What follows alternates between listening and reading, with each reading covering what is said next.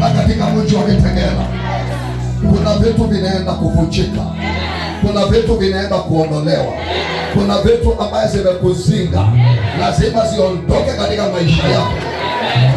Limitations are going to break.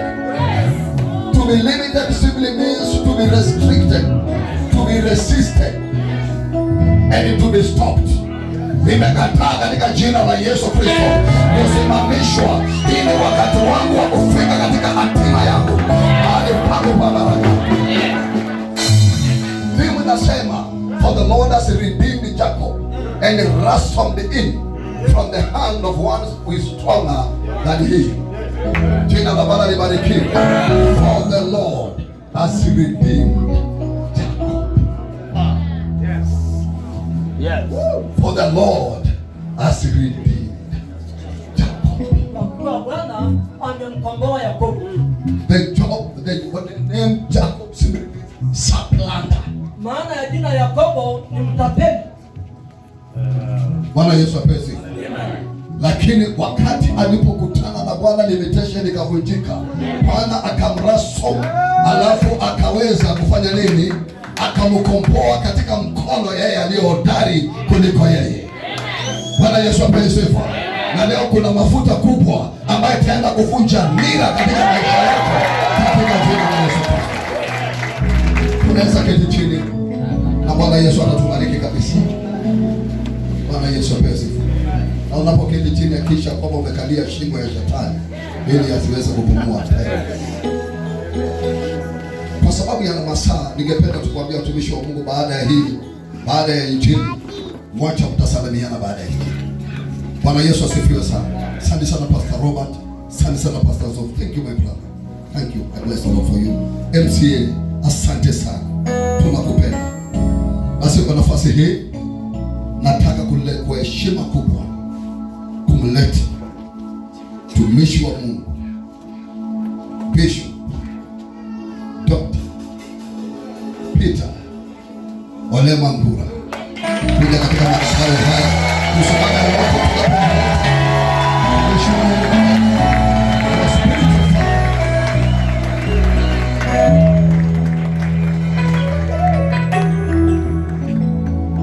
Amen. Bwana Yesu asifiwe sana. Wapendwa Kitengela, Bwana Yesu asifiwe. Uko tayari kwa neno? Mkono wa kulia juu. Holy Ghost, we invite you in this place. Manifest yourself here. Reveal yourself to someone. We desire your visitation. We need you in this house. Bwana, pasua mbingu shuka. Maisha ya kawaida ibadilike. Leo hii tunasema tunakataa roho ya kawaida. Roho ya kawaida tunakukanyanga. Kitengela haitatuzoea. Kajiado County haitatuzoea. Maeneo haitatuzoea. Mungu, jitukuze leo. Jitukuze leo. Bariki watumishi wako. Bariki kanisa hii. Bariki mchungaji Reverend Nico na mke wake na watoto pamoja na huduma hii na watumishi ambao wametembea. Mungu uwabariki. Uwabariki watumishi wako hawa pamoja na washirika wa makanisa tofauti. Mungu, nipe usemi. Zungumza na wako. Mungu, tumia midomo yangu katika jina safi la Yesu. Naomba ufunuo kutoka kwako Roho Mtakatifu. Ongea na watu wako kwa jina safi la Yesu. Baba, nimeomba. Tuseme wote amen. Asanteni sana, asanteni sana. Kabla hujakaa chini, karibisha neighbor, mwambie hata wewe uko area. Karibisha neighbor, mwambie hata wewe uko area. Mwangalie tena, mwambie nimefurahi sana kukaa karibu na mtu wa nguvu kama wewe. Mtu wa nguvu. Wewe ni mtu wa nguvu. Haleluya. Mtu wa aina gani? Mtu wa aina gani? Na wewe ukiambia mtu wa nguvu, kubali wewe ni watu wa nguvu. Wewe si mtu wa kawaida. Wewe ni mtu wa nini? Sema kwa sababu sema mimi ni mtu wa nguvu. Amen. We want to appreciate our host, Reverend Nico and Mama. This is great. Tumongeze Bwana. Barikiweni sana, karibu kiti. Asanteni watumishi wa Mungu, asante kwaya mnaweza kaa chini pia. Asanteni sana. Ni mara yangu ya kwanza kuwa katika kanisa hili. This is my first time ever to be here in this church. But of course not the first time in Kitengela town, or I call it Kitengela city. You guys, you're in a city. Yes. I think you have not had it. I said you are in a city.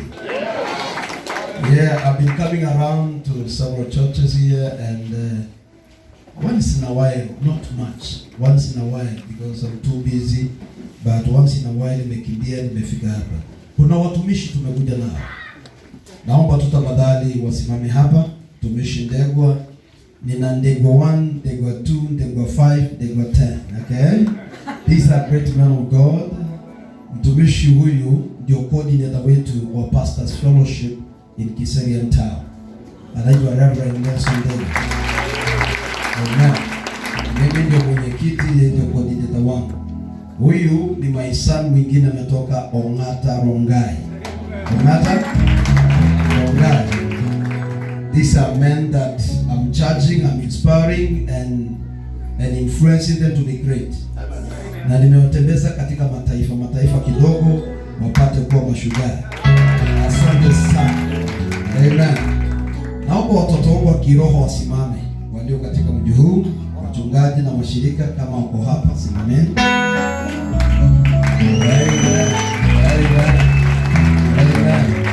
Hawa ni watoto wangu wa DCMI, Dominion Chapel Ministries International. I'm proud that you're here to back me as I speak. Asanteni sana. God bless you all. Kila mahali. Asante. Watumishi wa mji, I respect you, I honor you. Man of God, I still remember you. Amen. God bless you, my brother. Thank you. Amen. God bless you. Watumishi, you guys, you're great. Unajua watumishi wakikaa karibu mafuta inaongezeka hapa.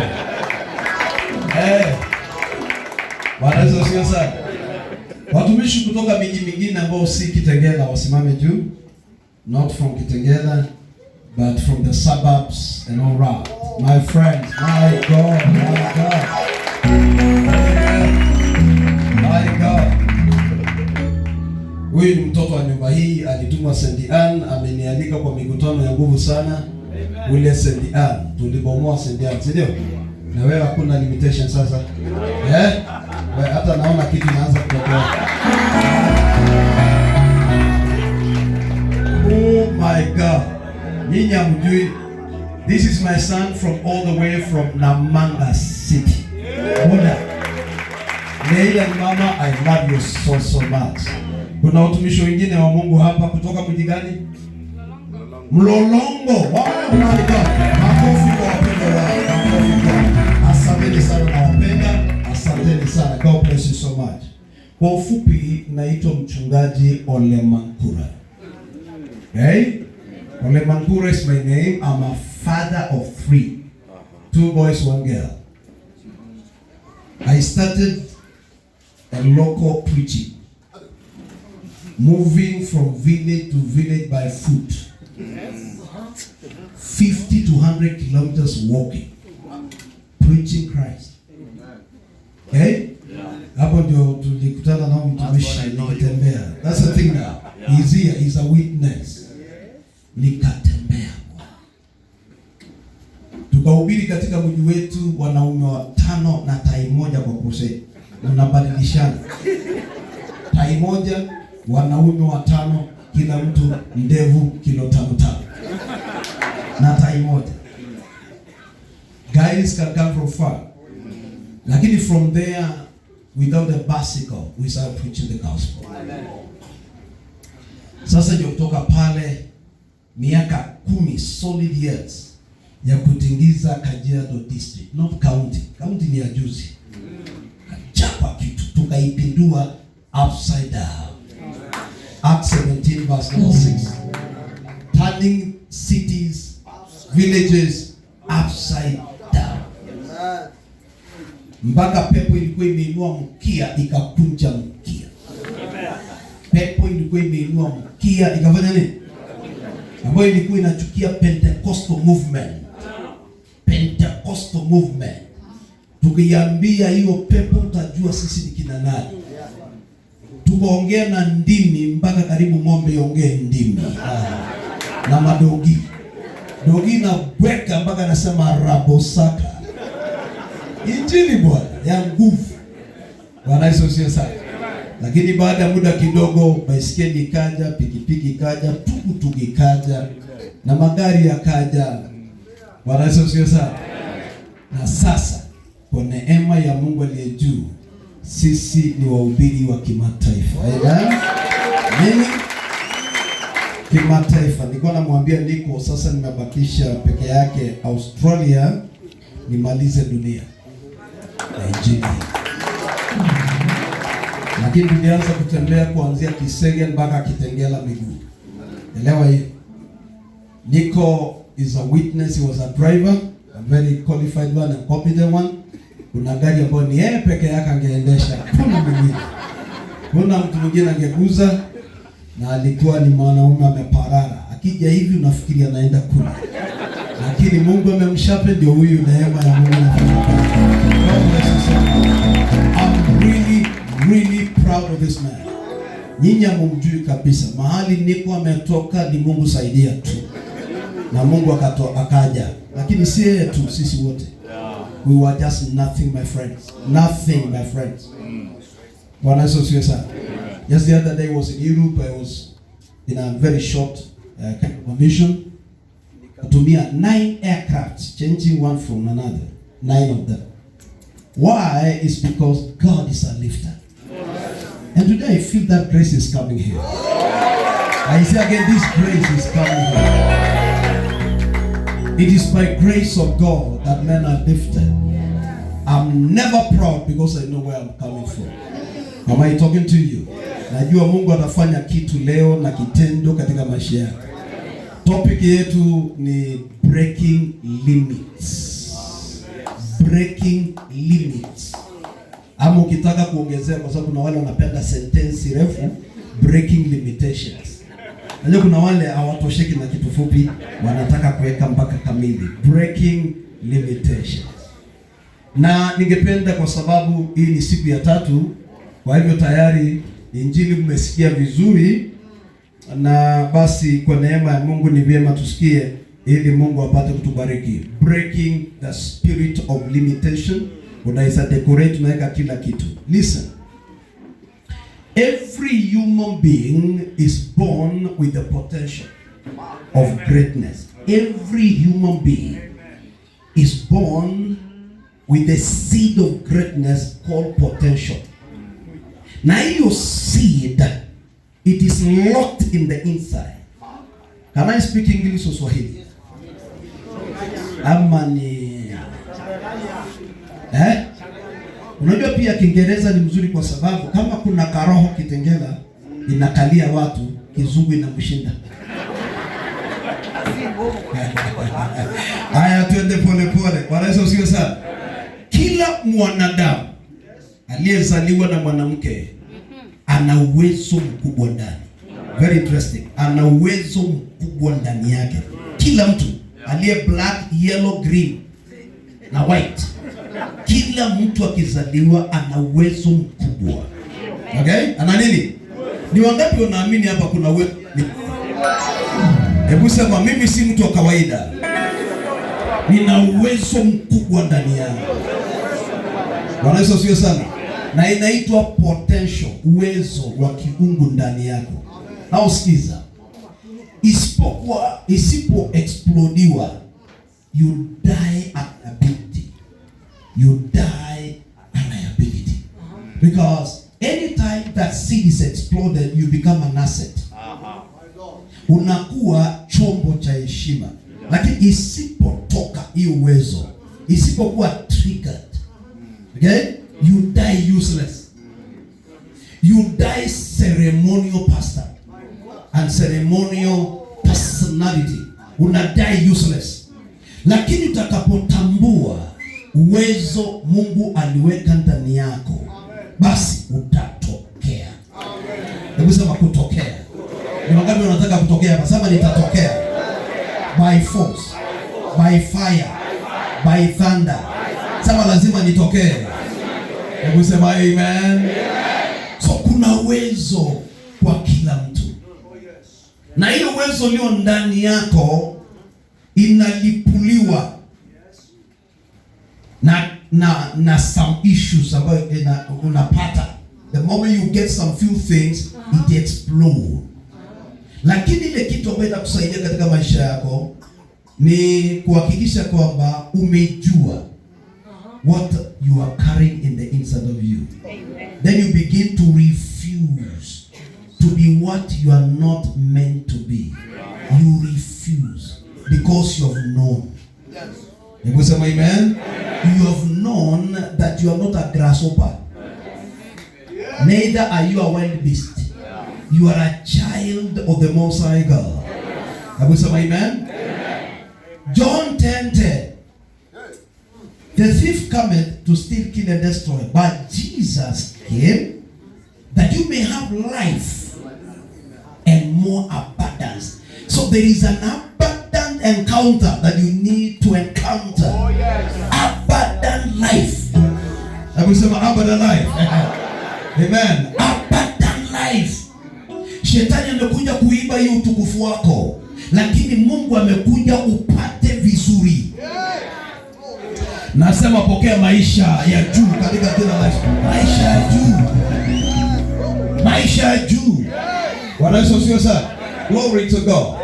2 Corinthians 3:18. 2 Corinthians chapter 3 verse number 18. Nasikia kuna projector hapa. Very good. Nasikia kuna projector area hii. Bwana Yesu asifiwe sana. Ona, hallelujah. Glory to God. Lakini nimemwambia aniwekee yangu pale. So another time I come, I need mine there. Not hii ni yenu, lakini hajaniwekea yangu. Lakini tumeingia MOU, itawekwa. Congratulations. Makofi kwake. Amesema ataniwekea. Na pia ajiwekee. He doesn't need to turn. You need to look, I look. Na mambo inaenda vizuri namna hiyo. Sema amen. Sikiza. 2 Corinthians 3:18. Inasema a human being is supposed to move from glory to glory. So you can be born with a funny, ugly life, but you're supposed to move. Now when you're talking about limitation, it's something that is strict and strained and oppose you to go to your next glory. Okay? Amen? Okay? So the Bible says we are translated from glory to glory. So a human being should move. You should never be stagnant. From the day you are born, you're supposed to advance. Amen. Amen. Okay. Sasa hiyo kutoka glory to glory ndio breaking limits. Una break kili na katawe. Job 8:7. Though you are beginning small, your latter days shall be great. Ama shall increase. That increase is overcoming. Another word for limitation is go beyond. Go beyond. Very powerful. Go beyond. Ndio nasema break limitation ni kwamba go beyond or stretch forth. And asa hii inasema hivi kwamba unazaliwa na limitation. Job 8:7. Sorry for my pronunciation. 8:7. Okay? Utaanza kwa udogo lakini vunja vitu. Vunja vitu vya ukoo. Kikitu kinakuconfront na kinasema utaenda. Sikiza, address na hii scripture. Nimeanza hivi lakini sisimami. Kama wanchati, nimeanza hivi lakini sifanye nini? Sisimami. Vunja limit. Ama kwa lugha ya Kiswahili, ambao hii topic naipenda sana na nimehubiri for the last 27 years in this pulpit. Hii topic hii naipenda, imenisaidia mimi.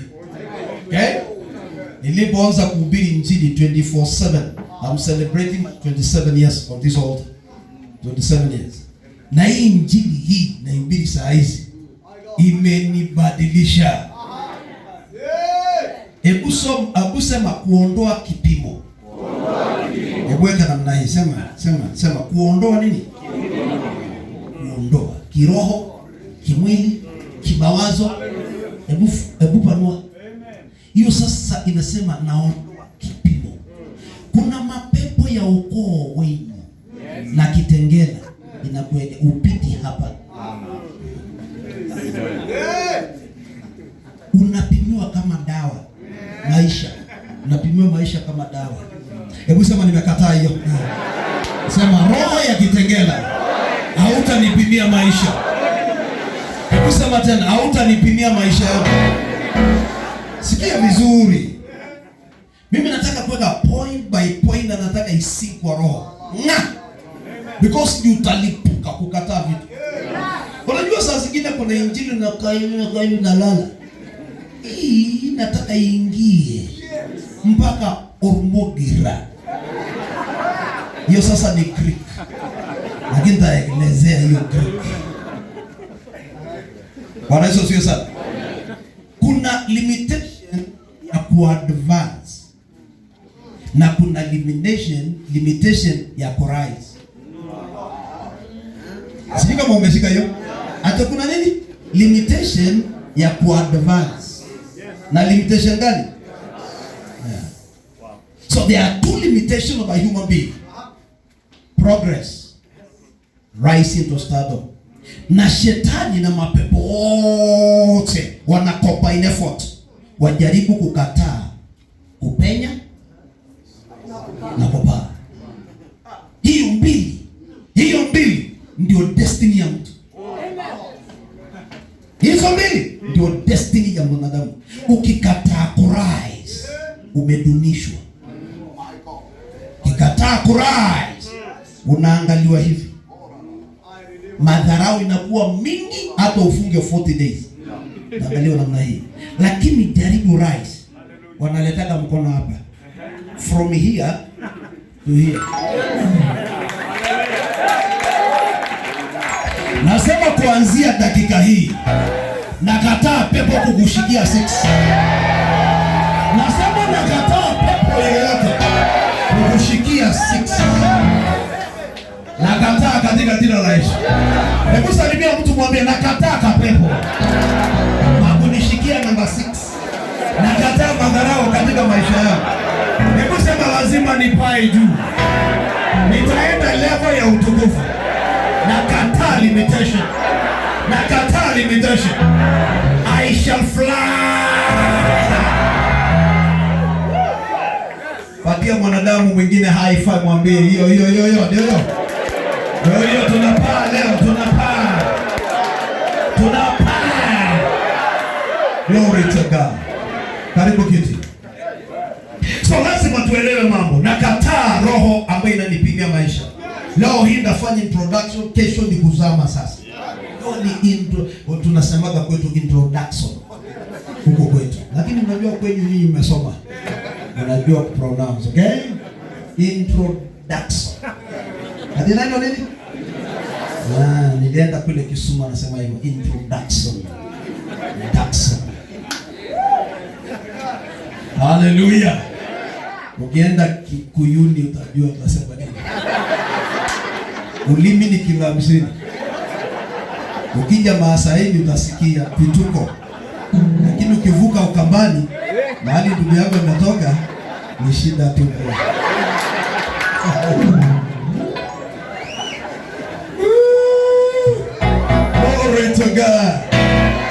Hebu sema nakataa kupimiwa maisha. The Bible says, Jeremiah 29:11. Jeremiah 29 verse number 11. I know the thoughts that I have toward you, not for disaster, but for prosperity and the future you hope. Now listen to me. There is a future you're supposed to go, but there's a limitation against that future. There is a glorious future. We call it destiny. We call it what? Destiny. We call it a glorious destiny. Bele. Okay? But there is a force saying no to your glorious future. Never conclude about my tomorrow by the way I look today. Never conclude about my future by the way I look today. Today is just a shadow of me. You don't know anything about me. Wait another 10 years, you know who I am. Why? I'm changing from glory to glory. Simple. I'm not repeating classes. I'm not repeating a class. I'm going from glory to glory. Why? Isaiah 61. Arise, shine, for your light has come, and the glory of the Lord has risen upon you. And the Bible says, and men shall see that glory. So there is something you have not yet seen in me. You are yet to see. You are yet to see my glory. You are yet to see my glory. So never conclude anything about me. Never. Or I surprise you. Or I do what? Never conclude. Never. Or else you are funny. If you try to conclude something about a child crawling on the floor, you are mistaking it. Because it's Eliud Kipchoge. But it's just crawling. He's here to break world records.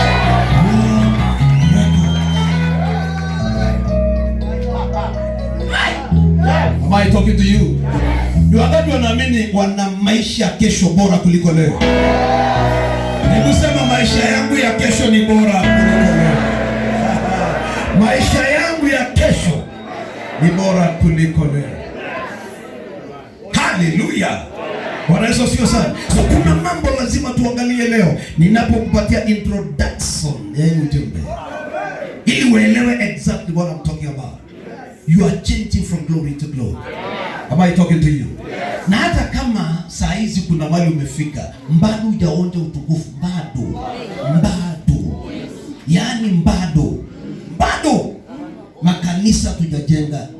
Maisha hatuna. Nguo bado. Nasema tena bado. Ndio wakati wanasema bado. Inuka uangaze, nuru yako imekuja na utukufu wa Bwana utakuja juu yako. Hallelujah. Amen. Na wataona hiyo utukufu, watashangaa. Na Biblia inaendelea kusema hivi, ukisoma vazi hizo zingine inasema hivi, na mataifa watakuja. Na wafalme watakujia nuru hiyo. Hawajakuja bado, lakini watakuja. Mataifa wataingia kushuhudia kuinuka kwako. Na wafalme, come to the brightness of your rising. To the brightness of. So you are yet to rise. You are yet to rise to the brightness of your rising. So you are yet to rise. Kings are yet to notice you. Kings are yet to know you. But it's until we break certain limitations in our life. How do you break limitation?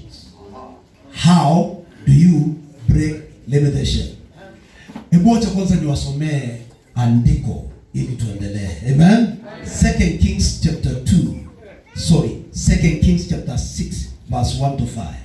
2 Kings chapter 1. Ili iwe text yetu sasa ya kuangalia hiyo mira ya hiyo andiko. Okay? Because hapo ndio tutatoa injili, hapo ndio tutatoa the next 3 days. 4 I think to go. 3. Syndication ni Friday, Saturday na Sunday rally ni anointing service. Nitakuja na chupa kiasi hii ya kuvunja tu vitu inaitwa limitation.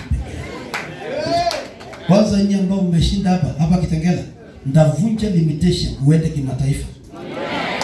Lazima uende kimataifa. Na ujaingia ndege, baada hiyo mafuta utaingia ndege. Hebu sema Amerika bwana amen. Sasa sikiza. Wana wa manabii, sikiza, wana wa manabii, meaning mtu ameokoka. Sikia vizuri, mtu ambaye ameokoka. Mtu ambaye amesamehewa dhambi. Ndugu. Wakaja kwa nabii Elisha. Inaitwa prophetic connection. Prophetic connection. Kwa sababu mafuta inainua watu. Na mafuta ndio dawa ya limits. Sasa ndio tunapata sasa injili hapa. Dawa ya kunguni iko. Na dawa ya limitation pia iko. Dawa ya chawa iko. Na dawa ya kupe iko. Sumu iko. Na ya panya iko pia. Hata ya limitation dawa yake iko. Wakaja kwa Elisha nabii wa Mungu, wakasema nini? Angalia hiyo limitation, mahali tunakaa ni madharau tupu. Madharau tupu mahali nakaa. Ili sasa upate kukataa limitation mpaka ujue mahali unakaa. Madharau tupu. Haifai. Lakini sikiza. Watu ambao wameshikwa na limitation, watu wamezoea hali. Sikia hiyo terms. Kuzoea. Do you know that kuzoea uchafu iko? Pale Kibera wanajengewa na serikali manyumba. Manyumba inajengwa. Anakataa, anakombolesha, aenda akae mahali ambao pupu nawekwa kwa karatasi. Anaweka pupu na anakataa kutoka kuzoea. Unazoea uchafu. Kuna wengine wanalalaga kwa nyumba za mabati zimepangana kama darasa za shule. Mtu akipata nightmare, akikonga, mnaamuka wote.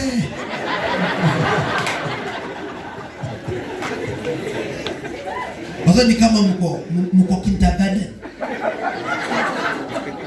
Hiyo roho leo tutakataa katika roho tutakataa kindergarten. Na ubaya inapiga kona kama ikanisa. Mtu akipika chapati na hujapika, shida tu. Shida tu. Hebu sema nakataa hiyo roho. Ni wangapi wanakataa hiyo roho mbaya? Unajua kuna wapendwa wanazoea magari mbovu. Magari mbovu. Akifika kanisani anaipindua. Unamwambia nini? Upake pale. Anasema wewe hujui nini nafanya. Kumbe anajua baada ya ibada ndio kustua. Anaipaki angalia yake pande ile na mahali imeinuka. Kwa sababu anajua betri yake ni mbaya na ameizoea anunui betri. Anasema tu wapendwa, kujeni. Akifanya tu hivi, ujue ni nini anasema. Anasema ngojeni niingie. Alafu hao wengine wanafanya kazi wamezoea pia hiyo shida. Wanasukuma anasema weka namba 2, stua. Kuzoea shida ni mbaya. Hata starter unazoea shida. Miguu flat ya gari unazoea shida. Hiyo kuzoea hiyo shida ni mbaya. Lazima ukatae vitu vingine kama hawa. Ni wangapi leo utakataa vitu? Sasa nakataa pesa kidogo kidogo. Sema nakataa maisha ya chini.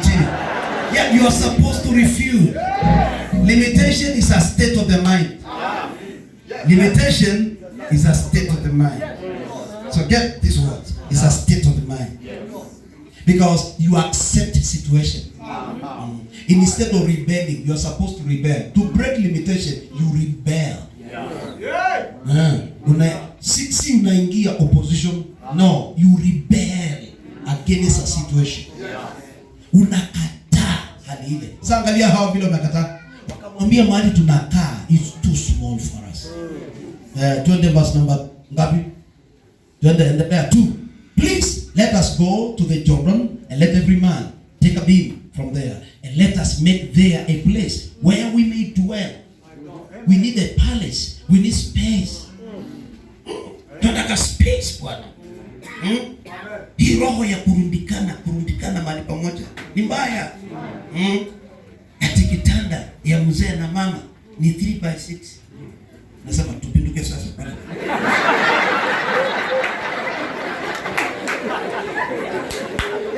Ati tuanze na pate ile saa 8 yaani program.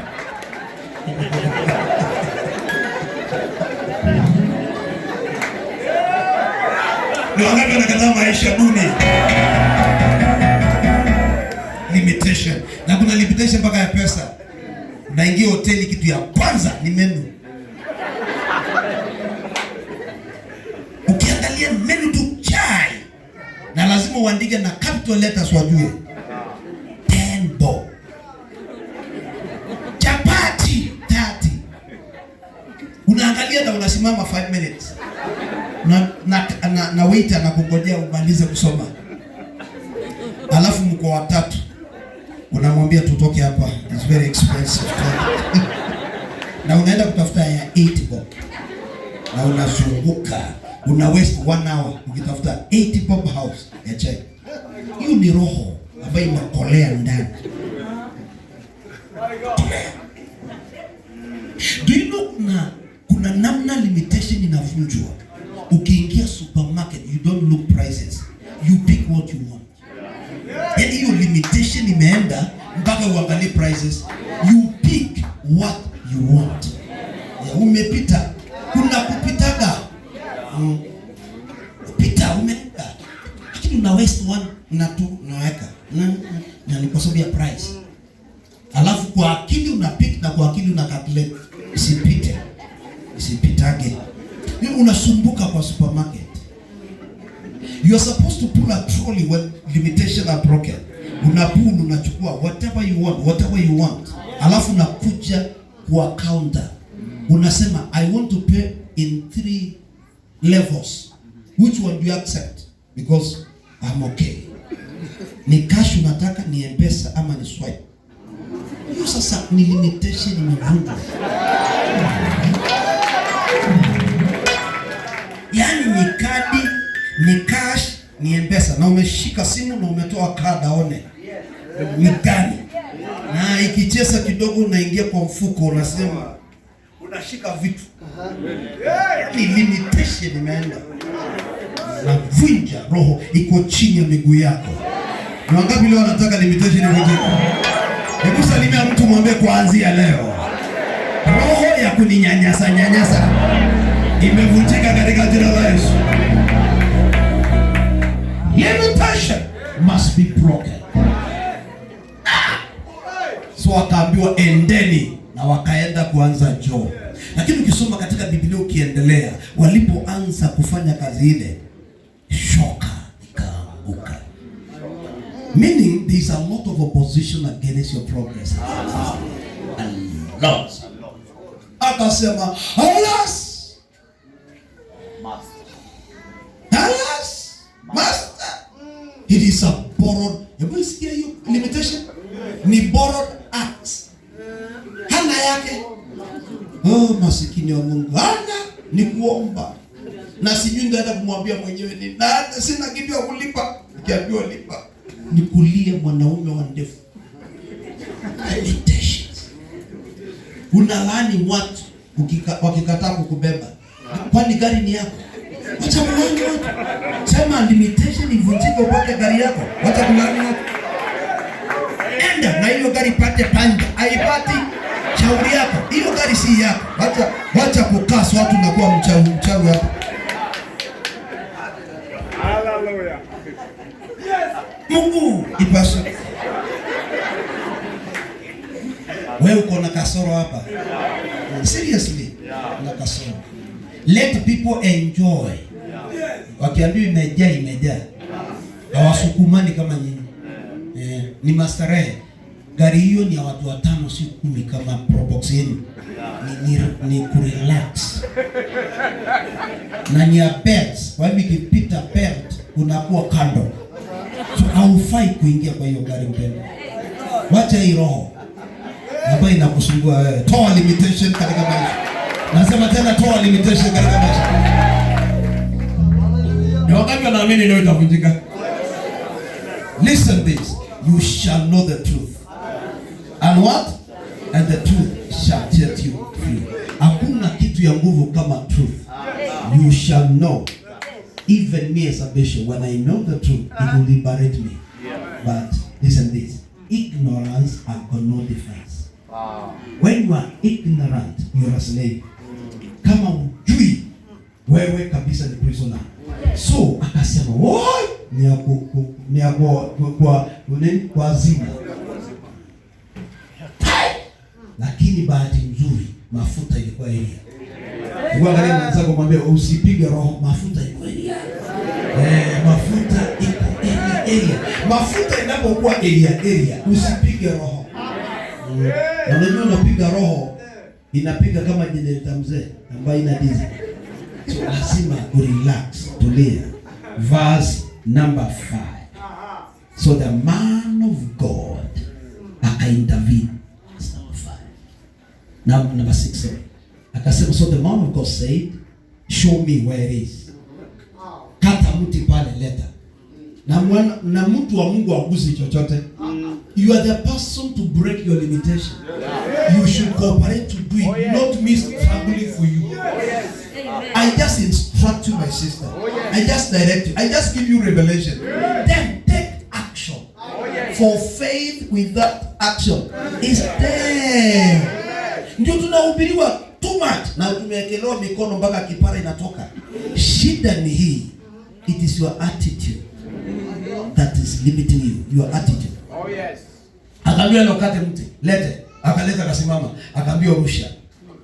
Karusha. Ikafloat. The strength of the anointing. Shoka imeenda imeingia mpaka kwa matope. Na mnajua. Na kitu katoka jamaa kaangalia. Joi. Kama msiuchukue basi.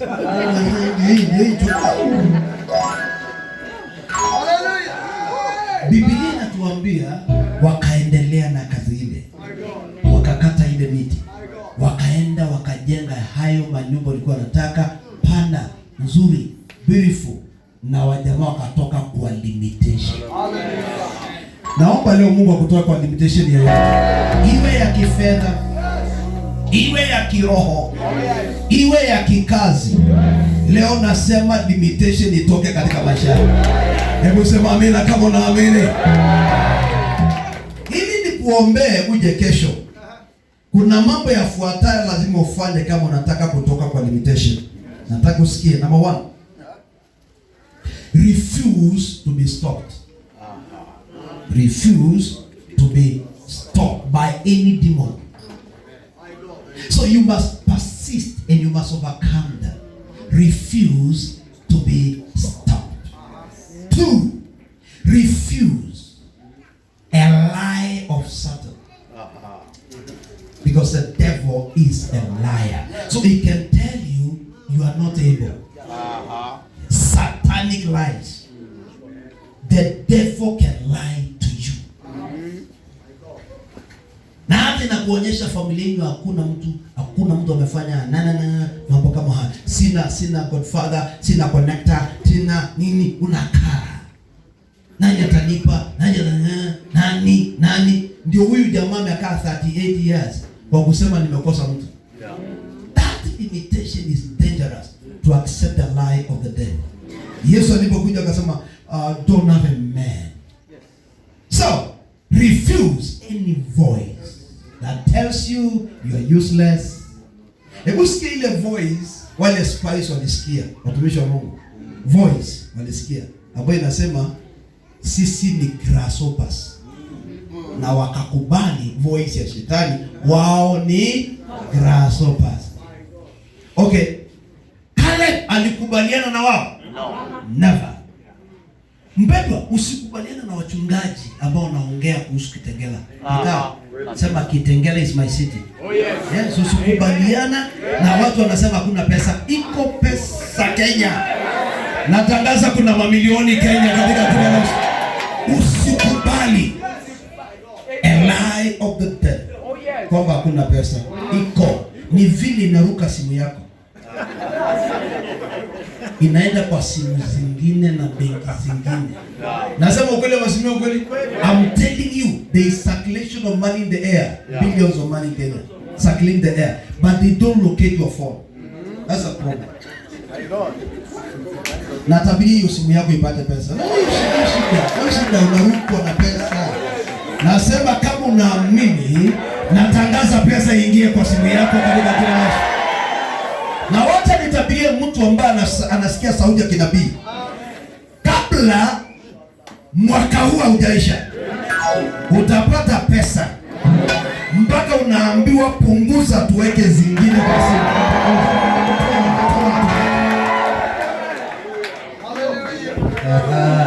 Sioni kama mnaamini hiyo unabii, kwa sababu lazima tuvunje limitation ya finances. Pentecostals ni kama tumeachua ndimi lakini si pesa. Lakini imefika wakati wa kubreak limitation kama Pentecostals tuwe millionaires na tongue speaking. Imekuwa limitation, Bishop, imekuwa limitation. Tuna anointing lakini hatuna vitu. Lakini sasa kwa sababu tunavunja limitation, tutaongea na ndimi na tuna mafuta na tuna mali zetu. Ninaona Kitengela hawajui kutap kwa sababu at least tu pesa tungeingia hapa. Lakini naona mnaniangalia namna hii, hamjui kupokea unabii. Niangalia nikajua Kitengela ni watu ambao wamezoea sadaka. Kuna kwa kitu inaitwa prophetic offering. Unarusha kitu unasema Mungu iwe hivyo, pesa initafute. Pesa ifanye nini? Pesa ifanye nini? Na kutabiria pesa ikutafute katika hiyo ingine. Lazima ukatae, kataa doubt, fear na unbelief. Kataa roho ya doubt, shaka. Kataa uoga, kataa kutoamini. Kama unataka limitation iondoke, kataa. Kitu kingine ambacho utakataa, kataa intimidation. Kutishwa. Unaona wewe heri wao. You are intimidated by people. David alikataa kuintimidatiwa na Goliath. Kabisa. Yes. In fact, mtu mmoja kanibariki sana. Akasema attitude ya Daudi ilikuwa hivi: this man is too big to miss.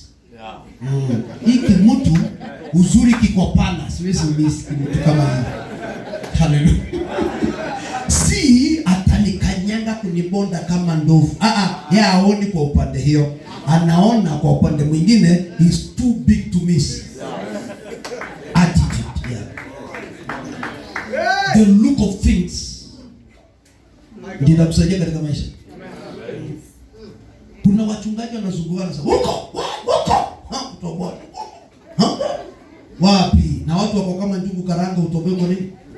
Watu wameshona bwana, mpaka kuna traffic jam ya wanadamu na unakosa watu. Kwa nini? Iko attitude tuko nayo. Hiyo mji ni ngumu, ni ngumu. Unaimbia nani chorus? Hiyo ngumu. Nani unaimbia chorus? Biashara ngumu. Tunaenda soko kukaa nini? Sema ninaenda kuuza, si kukaa. Don't limit yourself by your tongue. Hebu sema ninaenda kuuza. Na biashara iko sawa. Kwa nini? Biblia inasema hivi, tell the Russians it shall be well with them. You must, it shall be well. So lazima Bwana ujue maandiko vizuri katika jina safi la Yesu. Hallelujah. Jambo lingine ambalo lazima ukatae ili maisha yako inyooke na iwe sawa, kataa roho ya mediocrity. Hiyo sasa ni Kiingereza. Mediocrity. Mediocrity is a spirit of average. Tuko tu. Hiyo sasa inaitwa pepo ya mediocrity. Tuko tu. Tuko tu. Yani you are just existing. Yani Nimikiata shoto. Nere nikiata. Hiyo ni pepo chafu. Kataa pepo inaitwa mediocre life, average. Unajua ni mbaya kutajirika kwa sababu wezi watakuja. Sasa ndio uko hivyo. Siwezi enda mahali expensive kupoteza pesa. Kupoteza. So kung'arisha maisha yako ni kupoteza. Kuvaa vuti ya 35 ni kupoteza. Una shida kiasi hapa. Na ndio unaenda saloon ya chini kwa sababu ya hiyo. Haleluya. Nenda ya chini. Kila wiki nywele inaharibika. Kuna mwingine alienda ka salon kabaya. Anointing ikashuka. Kwa mkutano fulani ilikuwa anointing. Kumbe huyu dada alikuwa anatuma pepo kidogo. Nywele zikaruka pia. Nakuambia niliona kipara ya tanda. Nikasema kumbe wa dada nafikia kama vitu. Nywele imeruka, dada ameachwa. Kwa sababu ya saluni ya chini unaenda.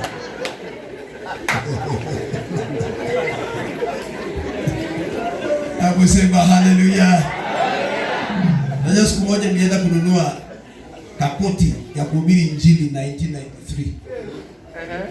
Nikaenda kununua suti ya mtumba ambao kifungo kimoja kinakatwa. Alafu koti yangu ilikuwa interesting. Hata nikipiga pasi namna gani, hapa nainuka hivi kuniangalia. Na nyorosha inainuka. Kuniangalia tu namna hiyo. Haisikii pasi. Unajua nijua kwa nini? Ilivua na mzungu ikachoka. Choka kabisa. Sasa unajaribu kuja kuweka laini inakata kwa ilishachoka. Ilitumiwa mpaka choka. Ni kama nilipokuwa maisha ya chini, nikapeleka gari yangu miguu yangu imekuwa flat kabisa. Nikapeleka mkamba fulani. Nikamwambia weka laini tena. Tonga, yes, weka mistari tena. Anakuwa na kisu anaweka laini nayo. Ni mkali na niwekea laini. Nikaendesha nikarudi. Nikamwambia ndio hii. Akaniangalia, akaniambia, "Mjilisti, waya zinatoka." Haikatiki tena kabisa. Tafadhali nipatie iwe ya punda uende ununue ingine. Nilisikia vibaya sana. Lazima ukatae mediocrity, maisha ya kawaida yetu. Amini Mungu ende juu. Wangapi leo taamini Mungu kwenda juu katika maisha?